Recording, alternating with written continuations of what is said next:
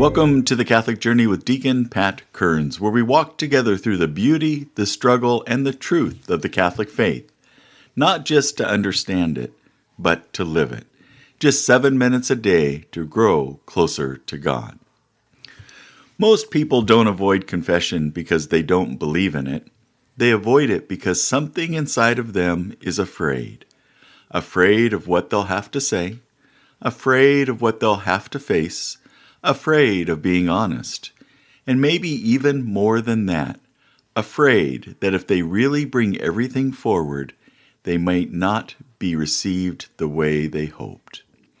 And if we're honest, we've all felt that quiet resistance, that moment when you think about going, and then something inside says, well, not today, maybe next week, it's not that bad. And slowly days turn into weeks, weeks turn into months, and sometimes months into years. Avoiding confession rarely feels like a decision.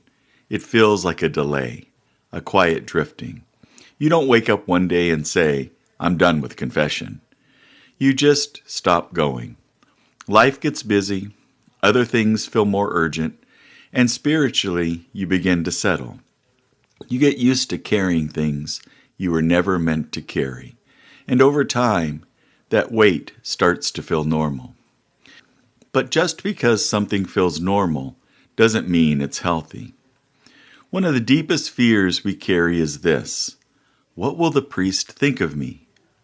We imagine the look on his face, we imagine disappointment, we imagine being exposed. But here's what we forget. You are not bringing new information to God. He already knows. Every struggle, every fall, every hidden place.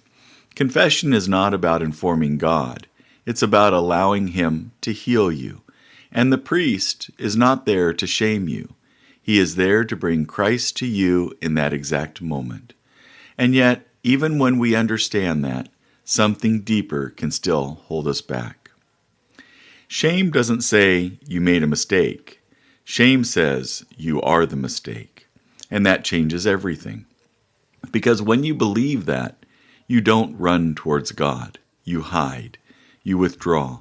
You convince yourself, I should fix myself first. I need to get better before I go. I'll come back when I'm worthy. But listen carefully. You don't go to confession because you're worthy. You go because you need mercy. And that's where everything begins to shift. Confession is not a place of humiliation. It's a place of encounter. It's where you meet God, honestly. It's where you stop pretending, stop hiding, stop carrying everything alone. And in that moment, something powerful happens. The darkness loses its hold, because sin thrives in secrecy, but it weakens in the light.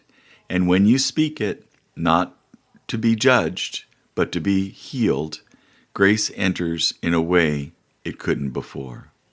And maybe this is the part we don't think about enough. When you stay away from confession, your soul doesn't stop longing. It doesn't stop needing grace. It just goes without it. And that affects everything. Your clarity, your peace, your ability to resist temptation. Things feel harder, not because life changed, but because you're trying to live without the grace meant to sustain you.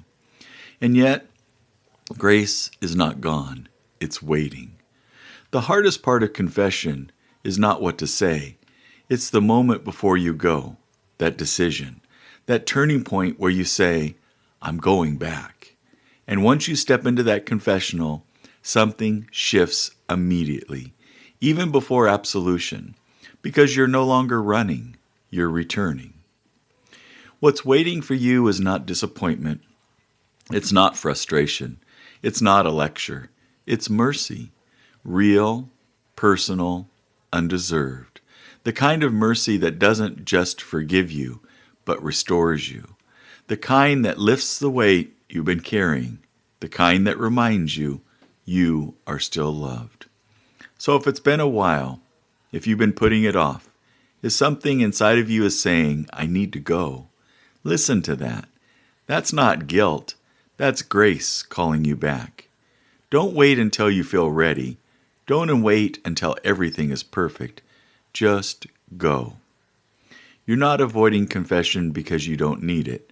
You're avoiding it because it might change everything. This is The Catholic Journey with Deacon Pat. Just 7 minutes a day to grow closer to God. If this spoke to you, don't just listen. Take the step. God bless you.